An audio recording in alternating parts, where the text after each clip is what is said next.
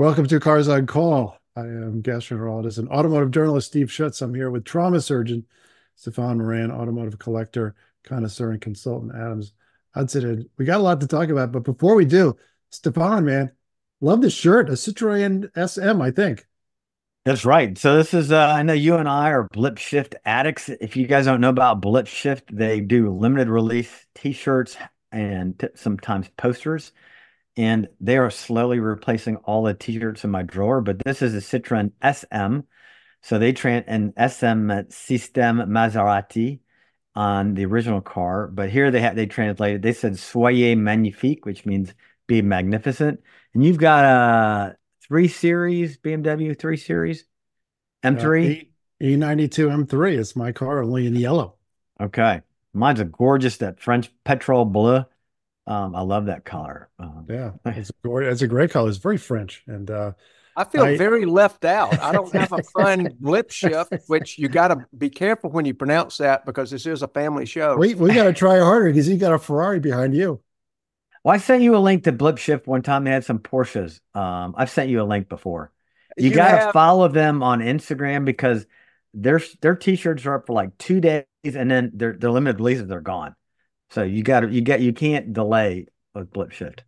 That is a marketing coup, the way that they're doing that. And Stephen, let's go back to your shirt real quick. Is that, I don't know, I've had a recent obsession with colors. Is that Dakar yellow? Yours is not yellow. Yours? No, mine is white. This I think is Dakar yellow. It's I look at them like it could actually. Dakar is kind of a pale, almost pastel yellow, and this seems a little brighter. I do think it's Dakar. Okay. But anyway, good looking. So all I have is the Cars on Call. Hey man, there you go. You got your swag on. Overshirt, yeah. So we're going to talk about a couple things.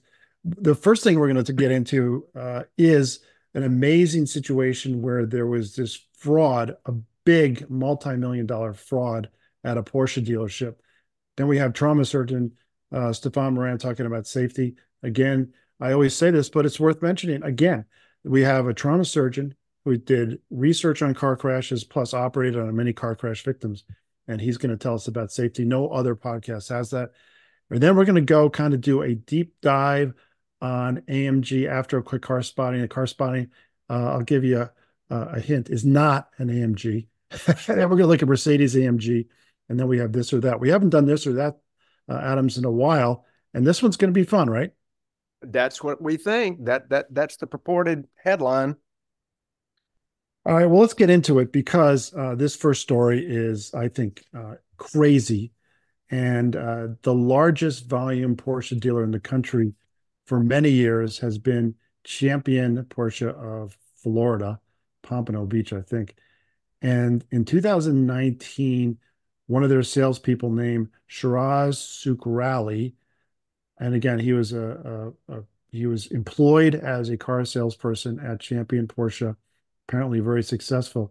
He promised Porsche. We all know that any GT car, which is Porsche 911 GT3, Porsche 911 GT2, the GT3 RSs, which is even the sportier, more track-focused car, the GT2 RS. These are really the ultimate 911s. And of course, there's now a GT4 and a GT4 RS based on the Cayman. So these special 911 and Caymans are very, very sought after. You have to be a great customer to get one. You can't just go, oh, I want to buy one. You have to be invited. You can call them up and ask, but you're not going to be on the list to get one. You got to buy 3 Taycans. Yeah, because they can't move them. It's like on the order of, in 10 years, you have to have bought 10 brand new Porsches, and then you're in.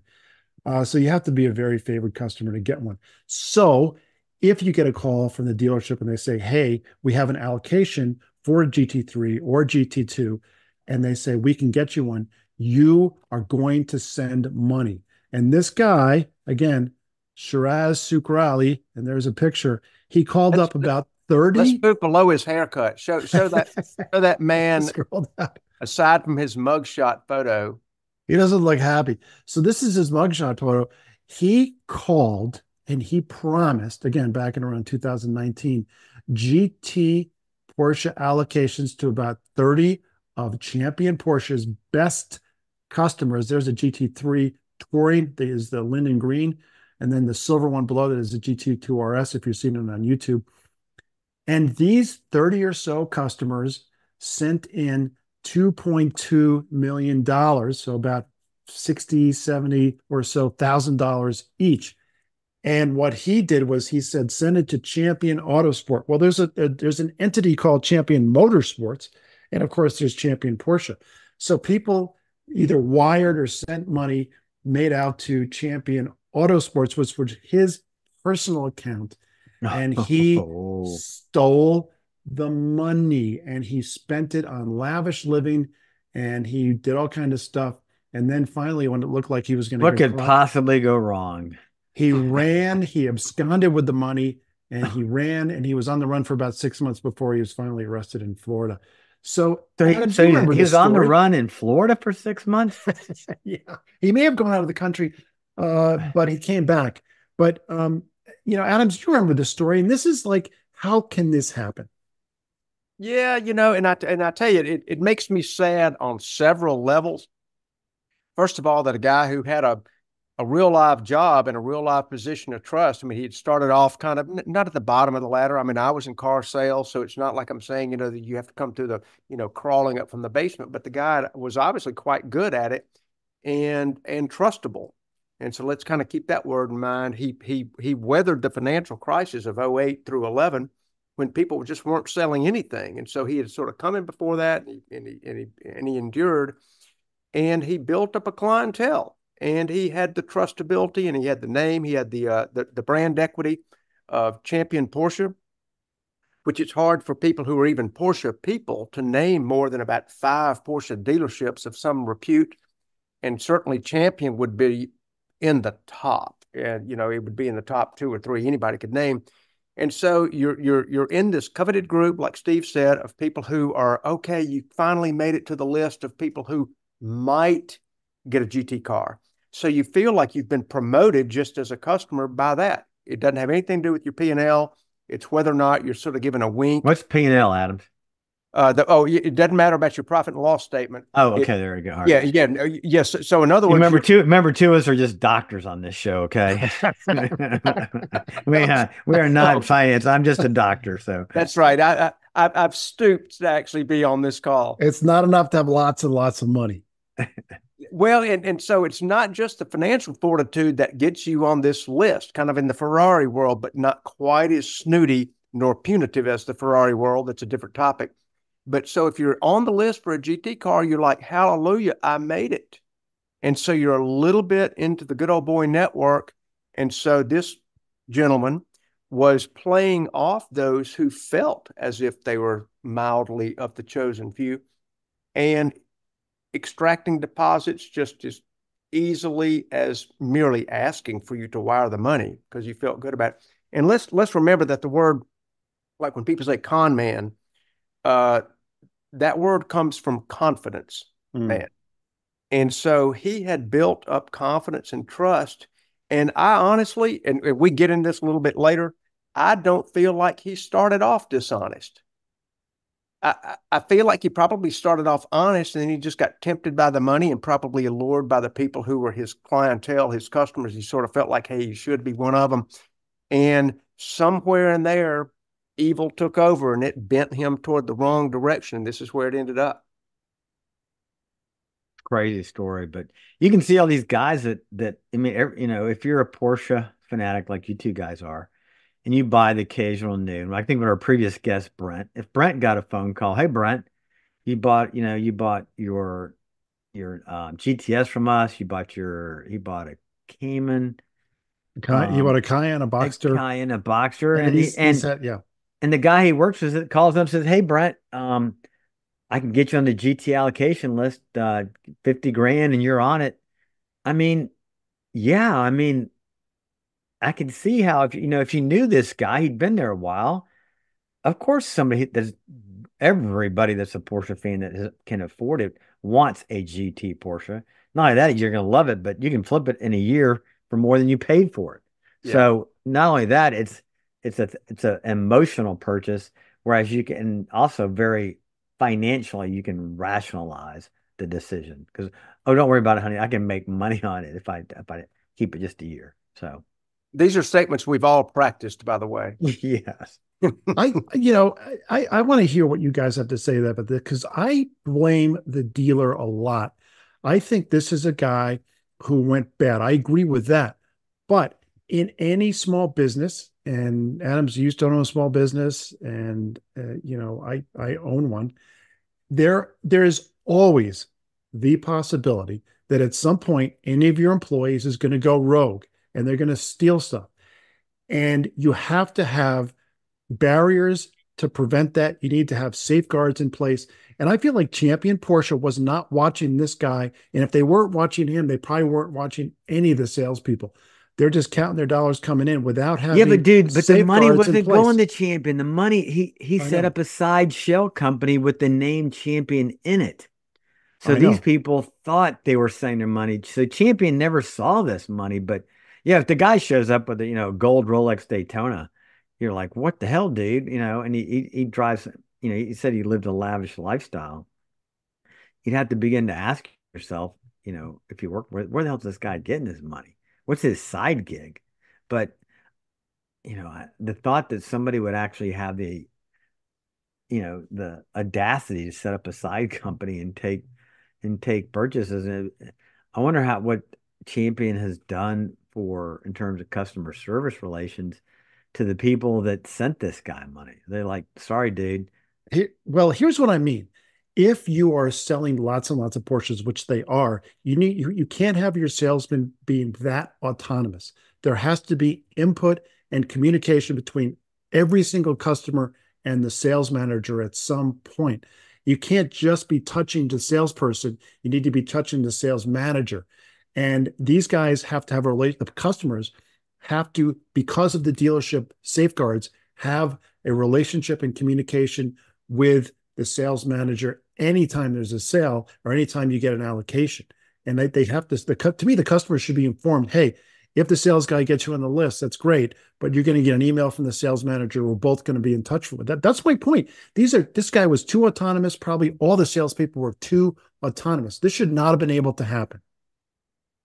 Steve, I mean, you and I agree up to probably a certain point where we would diverge. I mean, I agree.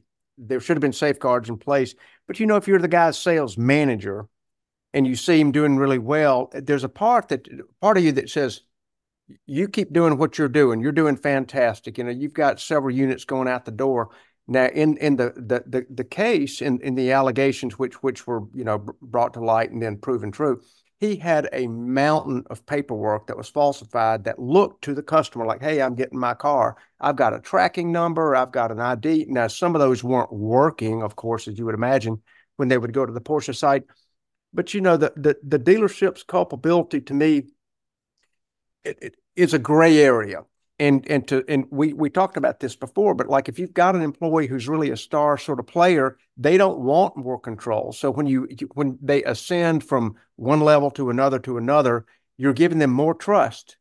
And to me, I may be a little soft-hearted toward the management side. It's like if you give a guy more trust, who has earned the right to get more trust, how and when do you comfortably allocate more control and skepticism on that? And it looks like you're almost creating a false ceiling for the guy to do well by saying, now we're going to start checking more, et cetera. I will come back to the original point of beginning and saying that accounting probably just should have stepped in and gone, wait a second, what is this guy spending his time on? He's got all these customers calling. There should have been a sales meeting, which I do believe there was actually somewhere in the allegations. They were not having sales meetings about units coming in and units leaving. That is a critical tripwire flaw to me. I think that really should have been looked at by accounting. Yeah. Anyway, yeah, he was given way too much free rein, and I'm interested in Stephan's question. This is all about the criminal behavior and the poor customers, and the poor customers is right. But what has Champion done to now re-bridge that gap of trust with the poor customers? I'd be curious. Well, what happened was, of course, they all got paid back, and they all, went back in the hopper to hopefully get one of the GT cars. I'm sure most of them did not actually get an allocation, but they all got their money back. But here's the bottom line, and here's why I think you need to watch your employees closely and have safeguards, because we're now 5 years out. Champion Porsche has still not gotten out from under this, and I guarantee you, every time someone gets on the list for a GT allocation at Champion Porsche, he's going to say, kind of jokingly, is this real or is this going to somewhere else? And you know that happens every time almost some guy gets an allocation. Yep. Absolutely. I'd be a little hesitant. I would hand carry my check to the cashier's office and please give me a hand printed receipt. That's a damaged brand because of one dude. And you'd be kind of going, is this real? It is a damaged brand. Well, and it is, and that's the other fallout. Champion gets to continue paying negative dividends on this behavior for years to come, because they say it takes a lot longer to build trust than it does to lose it. Exactly. All right, we got to move on, but interesting story. And now we have trauma surgeon safety. So Stephan, Dr. Moran, take it away. All right. So it's following up, on this podcast, I've talked about that there's no grounds for beta software testing of autonomous driving vehicles. So this is kind of my follow-up on the beta software perilous journey to autonomous driving. And this is we've spoken about this on the show before, the saga of GM and Cruise, or Cruise, unfortunately, a vehicle driven by Cruise. So a vehicle driven by a human driver struck a San Francisco pedestrian that was thrown in the air, went underneath a Cruise robo-taxi. They were run over and they were dragged 20 feet at about 7 miles per hour before the thing actually came to a stop. And I shit you not, that robo-taxi's name was Panini. So no, I shit you not, man. That is the truth. I mean, so I know it's dark humor, but no, that's the truth. That's from the proceedings. Well, this has finally made it to the administrative courts with Judge Mason. We'll come back to that name again later on, Judge Mason. But what happened and what's come out in the courts is that Cruise covered up what Panini did for more than 2 weeks. And they said, well, they kept changing the story and about the software. They just kept making lies up. They weren't being honest about the whole situation. And came up to they're facing a potential $1.5 million fine. Went up in the courts. GM basically fired everybody. They hired a new management team, but they still didn't fully inform the regulators what Panini did to the pedestrian that night, while also trying to persuade Judge Mason the company wasn't trying to be deceitful, but they really were being deceitful. So, I mean, all this is coming out in court. It's just a massive screw up with GM and Cruise. Well, Judge Mason became so exasperated by Cruise's devious mixed messaging during the hearing that he actually harked back to the TV series starring Jerry Mathers as the Beaver. Oh, it still pops up in reruns. I thought he was going back to Perry Mason. Okay, well, but he actually said, quote, for some reason Eddie Haskell popped in my head. Yeah. Mason quipped to Greg Glidden, who oversees Cruise as its president. So he basically called the new CEO of Cruise, you're nothing more than an Eddie Haskell. You're devious. You're lying. Everybody hated Eddie Haskell on the Leave It to Beaver show. So it's incredible that, I'm like, what the hell, Mary Barra, I should say, they really thought General Motors was going to generate $1 billion in annual revenue from Cruise. And now look at where they are with Cruise. Once again, you talked about oversight, Steve-O. There was like zero oversight from GM on this. Right. And when shit hit the fan, and Panini dragged this person, they weren't being truthful from the beginning about what was going on. And,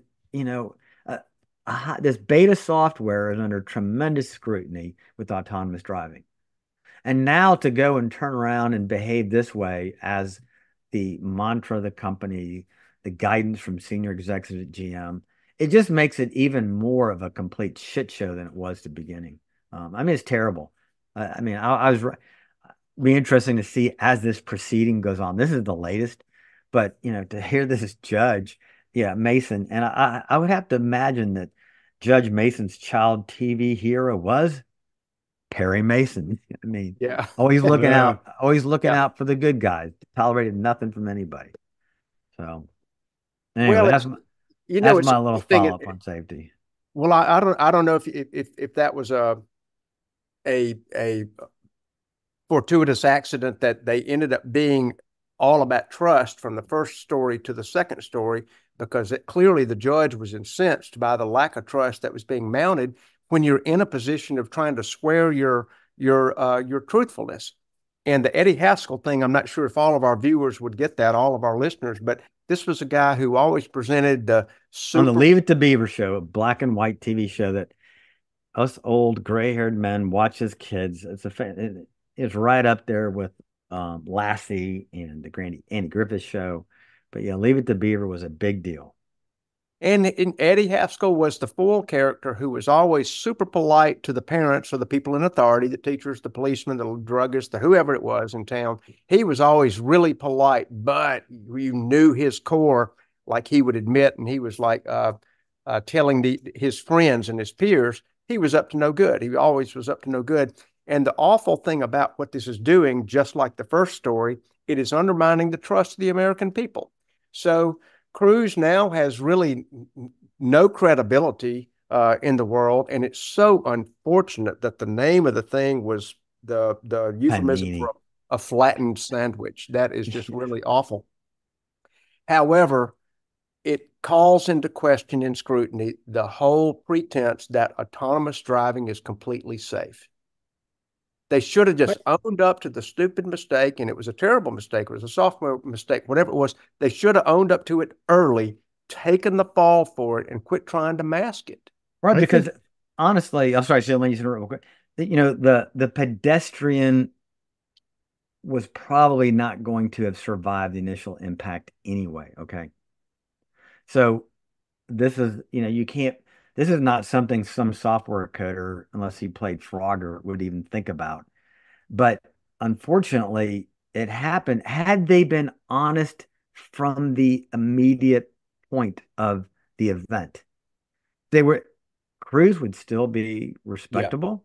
Yeah. But no, it goes to show you that lying and taking away the trust is the absolute worst thing that you can do. Yeah. I totally agree, and it actually echoes what Adam said earlier, which is it takes a long time to build up your reputation, and it can take 5 minutes to ruin it. This, to me, is a problem of culture and leadership. This should have been addressed way before it ever happened. When Cruz opened their doors and they sent their first car out, the executives should have been saying over and over and over again to everybody, hey, this is an autonomous vehicle. It's new. Shit's going to happen. At some point, we are probably going to have some type of an incident. It's not perfect. It probably never will be perfect. There's going to be an incident. When that happens, we need to be completely transparent. We need to report it to all the authorities, and we need to own it and fix the problem that caused it and do whatever we have to make it right. And then we have to be transparent and report it, and do not try to hide it. And that's a culture and leadership problem that led to people saying, oh, it's probably okay to hide it. They should have known from day one of that company that if there's an incident, and there's likely to be one, we need to own it, be transparent, take care of it, try to make it right, and then take responsibility. Hey, Steve, but this is a complete culture issue at General Motors today. I mean, General Motors came out with the Blazer EV that they had to put a stop sale on.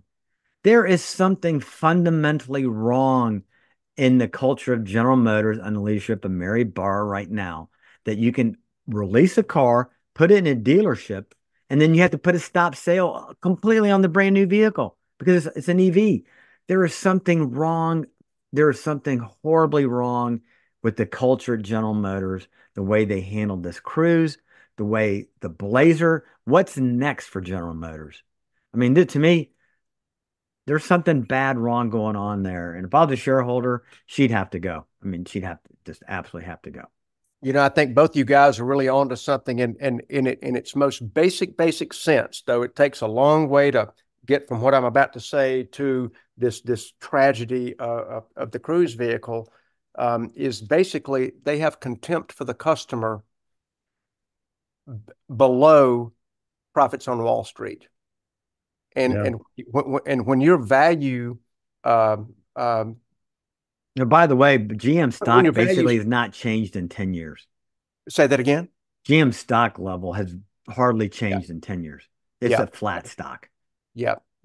Even though the cost of inflation has gone up to make it even worth less. I mean, even though it looks flat, it's really in truth lower.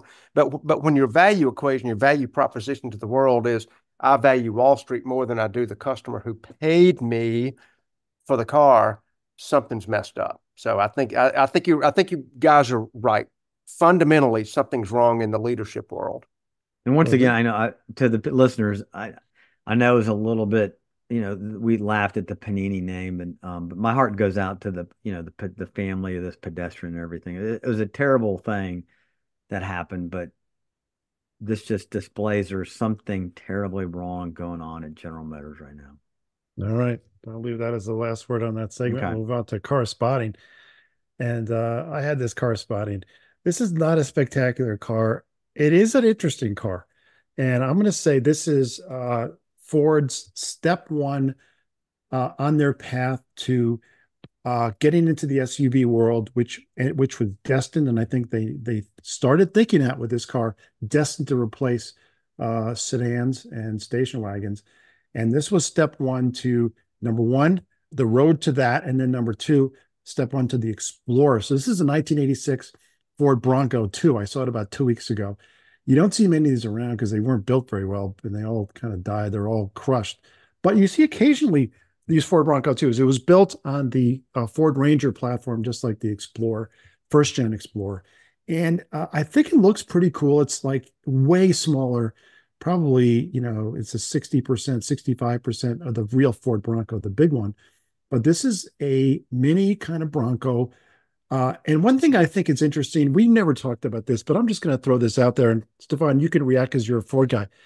At the time when this car was developed, the CEO of Ford was Henry Ford II. They used to call him the Deuce because he had that 2 after his name. And they had all these cars back then with a 2. Presumably as like an homage to Henry Ford II. They had the Mustang 2. They had the Bronco 2. There was the LTD 2. There were these other 2s, and it was just weird. I never thought about it that way. Yeah, Bronco 2. Then why just not Bronco?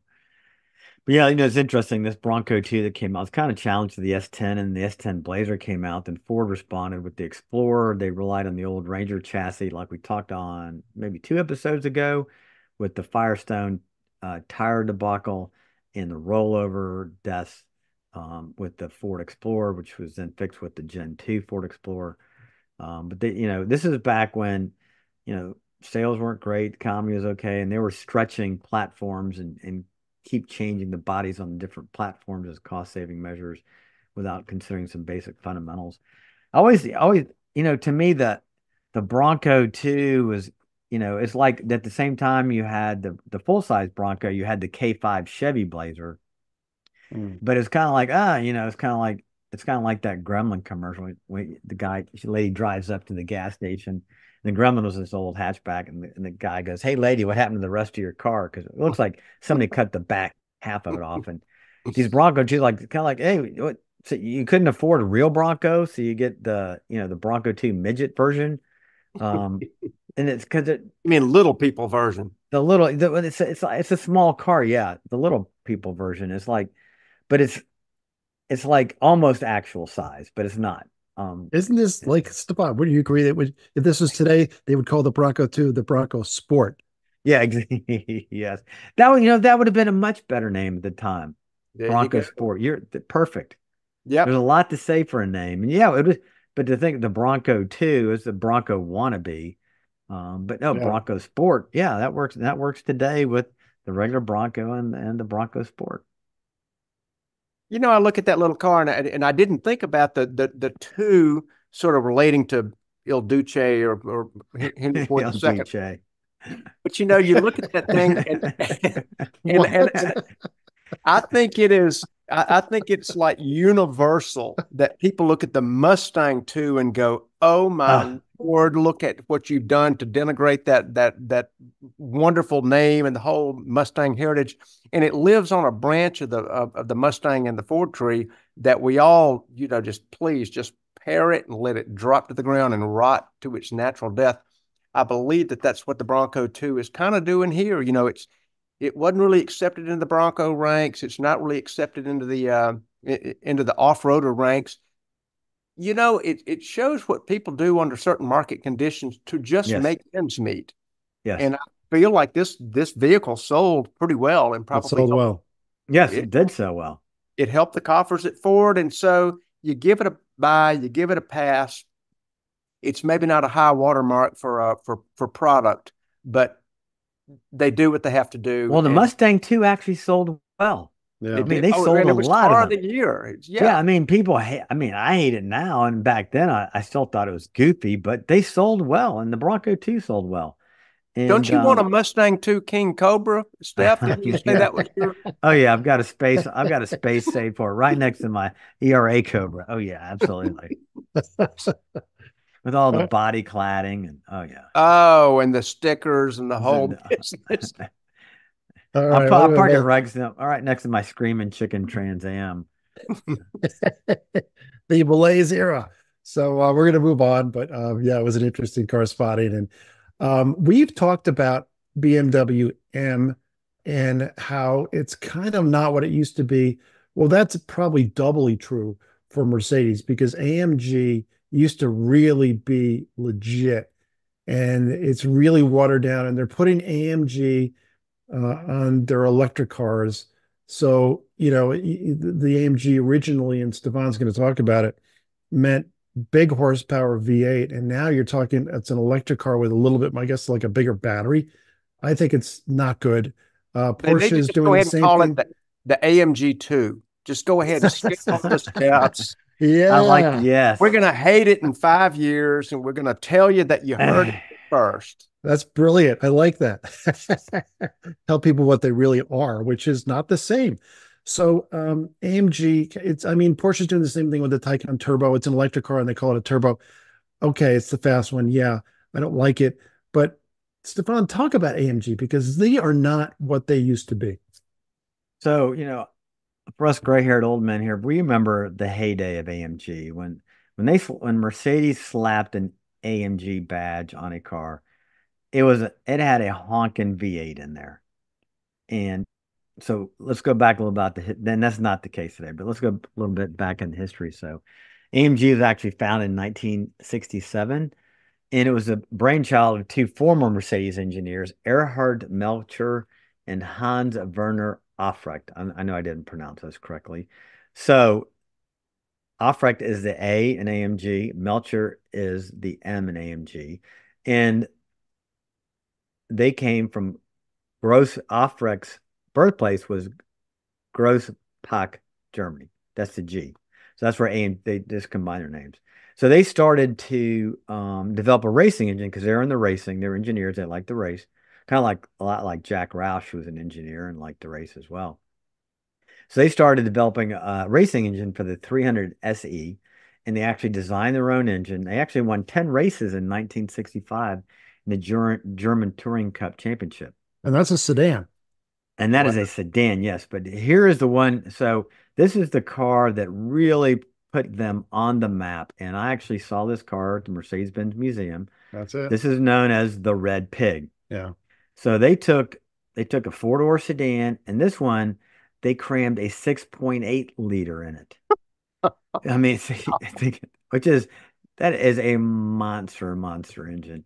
And they actually had a class win at the 24 Hours of Spa in 1971 and took second overall place in this thing, this Red Pig. And it just goes to show you, sometimes you just can't beat horsepower. But they also developed this very early philosophy in their company that it is one man, one engine. So every motor that came out of AMG, there was a signature plaque on there by the guy that built your motor. Mm-hmm. And just saying, my Cobra that's coming, it has a hand plate signature, Jim English's signature on it, who did the intake on my car. He kind of does this German tradition that is, you put your name on it because you're proud of it. So as a result of the Red Pig, they really started to get commercial breakout success. But where they really took off was back in 1986, and I got a picture up here, the AMG 300E 5.6 Hammer. With your favorite wheels on it, I know. The monoblocks. They actually look okay on this one. I agree. I think they do. And they do. But at the time when this car came in 1986, it was the fastest German production vehicle of its time. Faster than Porsche, faster than BMW. It was the fastest German car ever made, 178 miles an hour.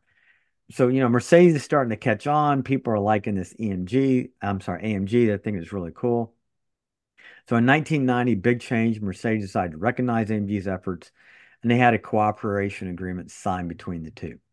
This allowed AMG options and fully customized cars to actually be sold in Mercedes showrooms. And the first car that they jointly developed together, I don't have a picture. Let me see. Do I have a picture? I thought I did. No, I don't. Was the C36 AMG. That was the first car that they jointly developed with Mercedes. So C-Class sedan. Yes, C-Class sedan, cram full of a little smaller than what we're looking V6. at. It was a V6. Really so.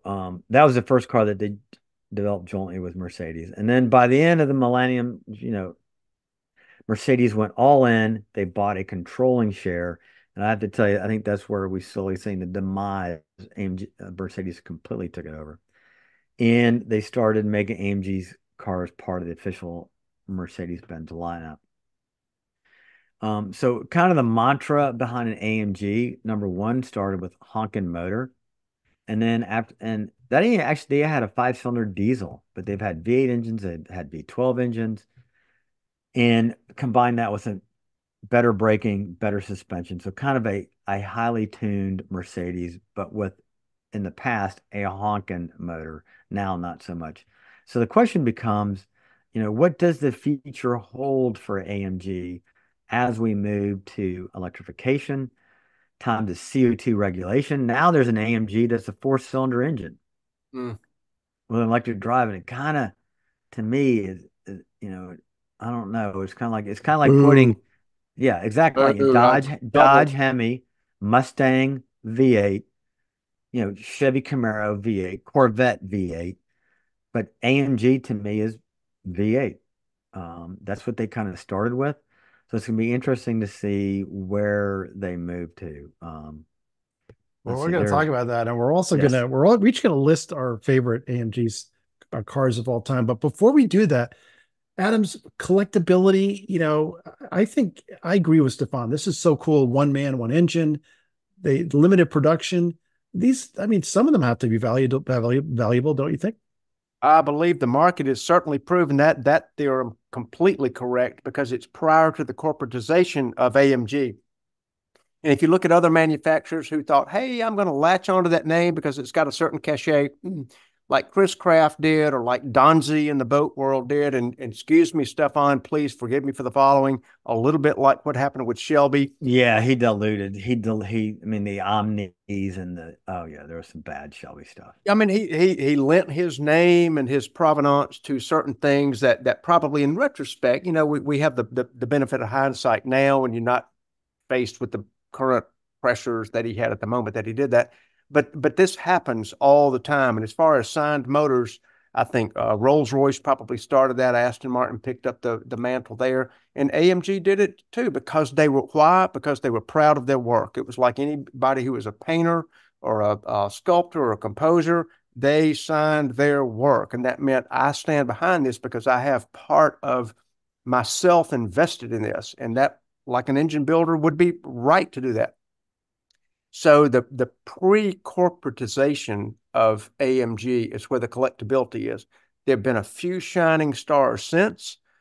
Some would say that the SLR McLaren was a great little handshake across the two worlds of McLaren and AMG and Mercedes, and there are certainly detractors of that particular thing. And then there are some standout AMGs that we're going to be talking about pre and post merger, which is how they're typically looked at in the collectible world. Are they pre or post merger? Kind of like the Porsche world looks at pre and post air cooled. It's a big line of demarcation of collectability. As we all get older and the younger generation comes on, they're not going to care. So It's Adams, what stands out as cool. Stefan and I, when we talked about M, basically said, once they started doing M SUVs, it was no longer what it was. I don't think M will ever really be what it was. And I think it's the same for AMG. I don't think it's ever going to have that same cachet. I think you're dead on. And it almost makes it, before we go on to our picks of AMGs, it's interesting that RUF Roof had the opportunity to be the M and he had the opportunity to be the AMG, but for whatever reason, that collaboration never happened. And now Roof still stands alone as an incredibly sought after piece, and Porsche stands alone with their GT cars and other things as an incredibly sought after piece. But they're not blended in some weird sort of fashion of, oh, that's when they diluted the brand. Yeah, amen. All right. Well, let's go through our favorites. And Stefan, let's start with you because I think I know which one you're going to do, and you kind of summarized everything. So go with your three, and we'll end with Adams. All I right, here think I we know what go. Steph's going to do too. And could it be another name for a common tool in a tool chest? There it is. So there is, of course, the hammer, man. The idea of throwing a honking V8 in a sedan, a little bit of fender flare, some cool wheels. And like I said, I remember when one of these pulled up into the parking lot, the doctor's parking lot at Kettering Hospital.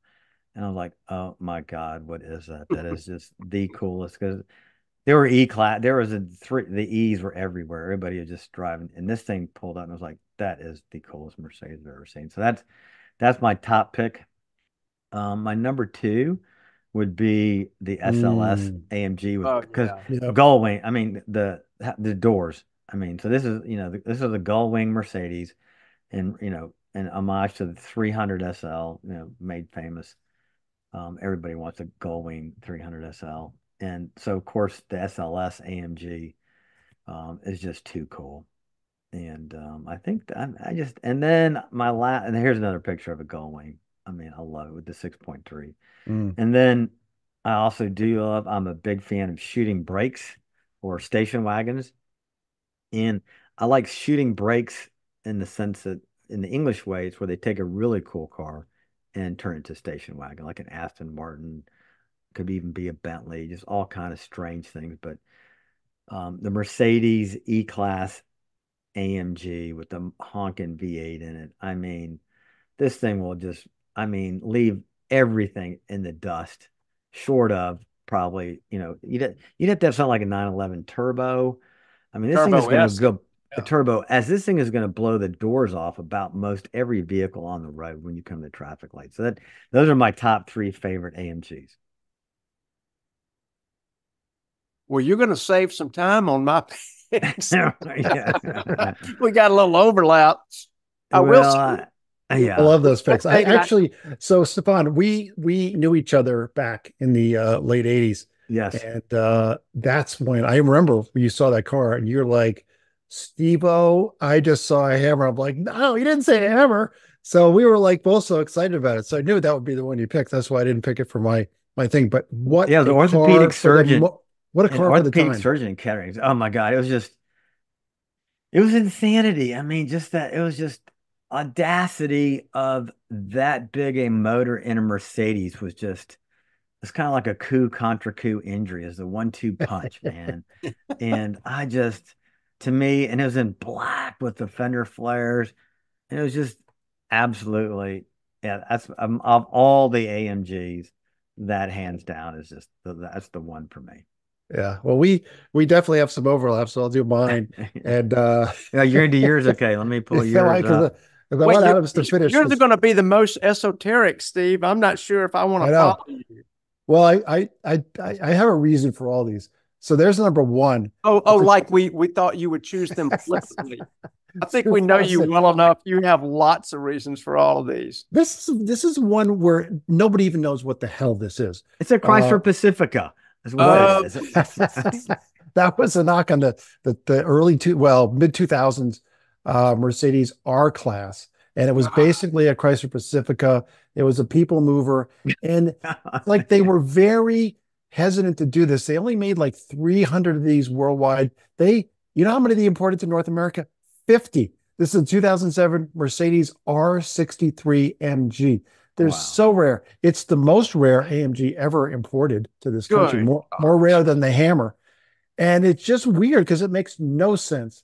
And is it a great performer? No. It's just a goofy car that is going to be a collector's item someday just because there's so few of them. Wait, when are you going to get to the reasons that you chose it? That's it. That was the reason. It's so rare and so weird. They shouldn't have done it, but they did it. So I'm like, all right, it's my favorite because they're so goofy. I love it. Ridiculous. That's awesome. There's always going to be Steve is always going to have the left wing goofy pick. I'm guaranteed. But the next one is not 2020 Yes. AMG GT, and this was a direct competitor. It was created as a direct competitor to the Porsche Turbo, and has a nice V8. It's a 4-liter twin turbo V8. I tested one of these. Fantastic to drive. Great on the open road and the highway. Great engine sound. It handles great. This car is awesome. You get a lot of attention if you want that. So a great performer, great GT car as well as a great sports car. Not as nimble as a 911, but it makes an impact. And then the last one, of course, I agree with you, Stefan, the E63S. I picked the 2022 because I like the new design, but it's a station wagon on crack with that V8. So those are my picks, and I'll hand that over to Adams because Adams, I liked your picks. Well, I appreciate that. And I tell you what I like about the entirety of this category is that it's interesting to see that hot rodders exist everywhere. And whether you're a car guy or girl or whatever it is that you're into, it doesn't matter. Houses. Nothing beats displacement. Yeah, exactly. And everybody who really is into their thing, whatever that might be, you look, how could I improve that? How could I take what it is and make it a little bit better? And to me, I chose the E55 wagon, the predecessor to the E63. I'm a big fan of normally aspirated, and I know the early E63s were also normally aspirated, but this one's a little bit more bare bones. And honestly, this is like splitting hairs. I like the style of this. This didn't really have much exterior differentiation other than the fascia, and I don't think I have a rear view of it, but it's got 4 tailpipes, big deal. There wasn't a whole lot to let you know what was going on under the hood of this car, but what was going on under the hood, as all of us who have chosen these wagons, is that you've got a wagon that will do a 0 to 60 time of a 911S or, pick your Exotica, but it'll do it hauling 2 other people and a load of mulch in the background. So anyway, and my next one is, I threw this in here. My next one is the same car. Previous generation. I've combined 2. This is actually Michael Schumacher's car. Wow. Ooh. So if it's good enough for him to put Scuderia decals on the dash, which he did, it must be an okay performer. And there's your monoblock wheels, Steph. See, I think those look great on that car. They look good. They don't look good when they're like 23 inches on a G-Wagon, though. Agreed. And here we go. You have to pick this car. Yes, Steve, I'm surprised you didn't, but I guess you left it for us. I have a surgeon friend who had one of these, and he thought it was okay. It's AMG SLS listeners, the Gullwing. Yeah, he had he had an AMG SLS, and he got tired of it. He said it's too big and too wide, so he traded it in for a 911, a 991.1 Turbo S, and he said the Porsche is way better. He goes, I like it better. It's which partner was that? Not a partner. It's a surgeon. Okay. It's a general surgeon who I worked with. You know, I can kind of understand that, and also understand like when Steph said his the first exposure to the hammer was an orthopedic surgeon, which fits because they have the suspension of a billiard table. It's just going to jar your joints apart. I did drive the convertible version of this, and I thought the same thing. It just seemed too wide, and for real life driving, it was very fast. It definitely had a very firm ride. I agree with the Adams. I like the AMG GT better to drive. You know, and one thing about this is odd. We all say going, going, going. Do you know how hard it is to find a photo of one of these with the door shut? Oh yeah, I'm not kidding you. I had to look for 10 minutes to find one. Oh, I didn't think about that. Yes. They're all like, you know, saying, look at us. We have doors that go up. Once you get past the doors, I really like this car. and people forget there was a roadster version. They do. And subsequently, and I think, you know, again, the internet's going to prove me wrong on this. The price disparity is like not calculable. It is 50 to 60,000 less for the Roadster over the Coupe. It's like the 300 SLs. Yeah, it's the crazy. I imagine the differential is even bigger on the 300 SL. It's the crazy doors. And the third one is the that is crazy. Yeah, that's a great pick too. Yeah, and now this is one an orthopedic surgeon can get behind, because the softest thing on this car's ride is, in fact, the low profile tires. I'm not even sure if it has a suspension, but it's a wide body car, punched out fenders, which I really like. I think it has the look. It has the fender extractor, heat extractors in the fenders. It has a little tail, which I presume you can put in the down position, but it is a performance coupe to be competed against any normal sports car, but this one has a back seat. Well, I just want to, we'll say one thing about all these AMG cars is I've driven electric cars, and the 0 to 60 is absolutely insane. But part of driving a car and that coming off the line, the torque, the speed is that visceral experience, but you need the auditory input. So yeah, you can do 0 to 60 in pure silence, and it makes you nauseates you. But you do 0 to 60 with a engine screaming in front of you, and the intake and the exhaust behind you. It's that combined visceral experience of visual, auditory, and seat in the pants, and that's what's lacking from the BEVs. And I've driven some BEVs, done the haul ass thing. I'd rather we just haul ass in my Miata from the standing start and hear that I've got a racing exhaust, hear that thing scream, or my Bullet, and then my Cobra any day over a BEV doing 0 to 60. Great point. Yeah, they don't have soul. Right. And part of the soul is all the senses, auditory, visual, and seat of the pants, put them all together. And then, of course, the smell of fuel, too. Who doesn't love that? All right. Well, I guess RIP AMG.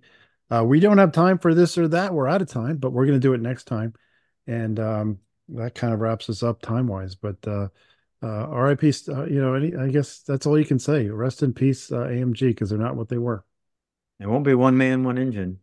It'll be one man, one semiconductor. Fantastic. Like, listen, subscribe. Thank you. Remember, hit that bell if you're watching us on YouTube. Leave some comments. Send us some notes. We're on Instagram as well. And we'll see you next week.